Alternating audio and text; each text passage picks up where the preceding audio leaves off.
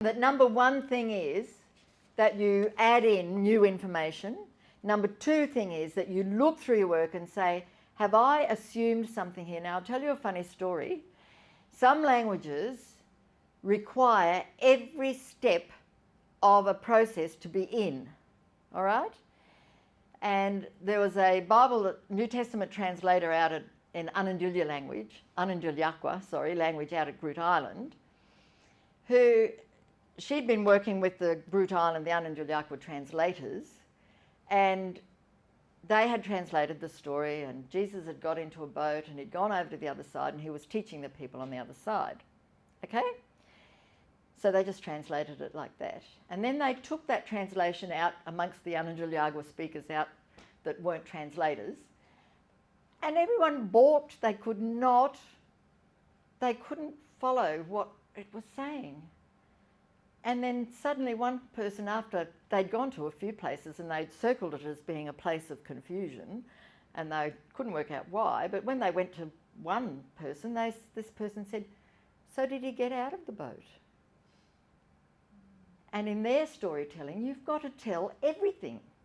You don't leave it implicit that he went across and started teaching on the other side. You've got to say he went across and he got out of the boat and started teaching on the other side. So that was a bit of implicit information that we were assuming. But their style of discourse is what we call it in linguistics, is when, I guess you say a storytelling style, you've got to have everything in there.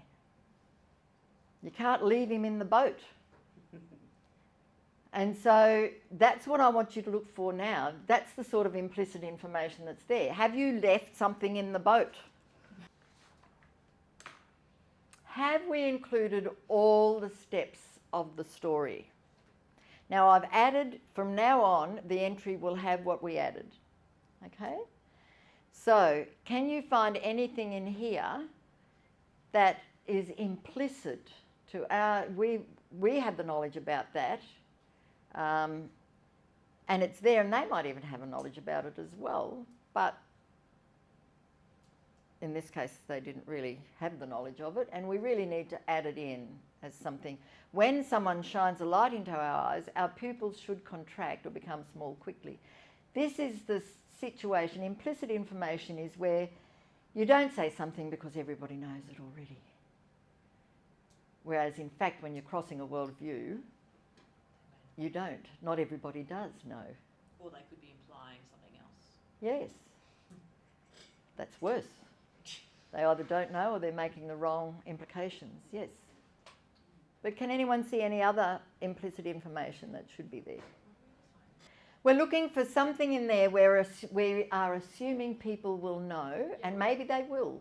And that was what I was thinking would be really hard to explain, is why pupil reactivity relates to a brain injury.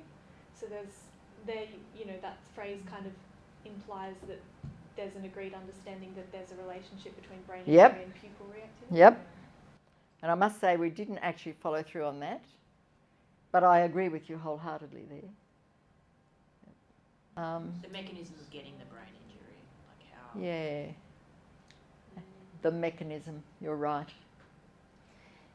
Now, this is where doctors, and in the past and now, your brains will be saying, but your brain might have problems because of a bacterial infection or something else, and we've got to see whether it is. But because of the simplicity that we have to go through when we're doing a first dictionary, you have to choose one of all those options. But hopefully it will teach you that if it's not actually somebody hitting their head hard, then you can actually change the wording. Yeah. And it can be an infection in the brain. But yes, you're right, Anna. It was the mechanism. How did we get that brain injury? How did the brain injury actually happen? And we actually had to choose what mechanism was going to happen. So we chose that it was going to be hitting somebody, bashing you in the head there, because sadly that is a major part as well of life. So now we added that in. It's getting pretty complex. So now it's got, when someone shines a light into our eyes, our pupils should become small quickly. If our pupils become small slowly when a doctor shines a light into our eyes, it may mean that when something hit our head hard, we got a brain injury. It might be longer, but I don't think it's more complicated. I think it's actually... The order, if the order could be changed. Wait, we've got to do first things first. Okay.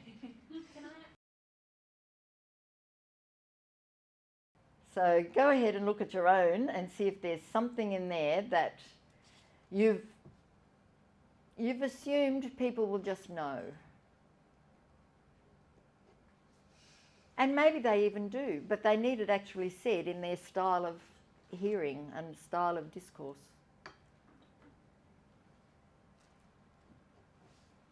Okay, have you looked at it? Has somebody got something to share with us that they found in theirs that they thought would be good to bring out something that had been implicit? I forgot to tell them that when we're putting it in, that we'll take the needle part out and leave the tube in. Yeah, right, there you are. Because that's leaving Jesus in the boat, isn't it? Yeah. You've got to Literally actually... leave the needle in their body. So. Yeah. So you've got to actually get that. A lot of my implicits are just around not clarifying why. Like, we need to do this operation because the baby's not coming out, and perhaps I'm assuming that because the woman's experiencing the labour that she knows why the baby's not coming out. But it would be That's a very good point. Excellent. And then similarly with why we need the consent, why there's the importance around the consent, and why I need to tell you about the risks. Yeah, just. Yeah. Yep. Why is a difficult concept as well. They haven't divvied up how, when, where, and why the same way that we do. Yeah. So that's something that's worth keeping in mind. But when you're talking English, you have to use why the way English uses it. But you might actually have to say sort of something around it about the reason for it.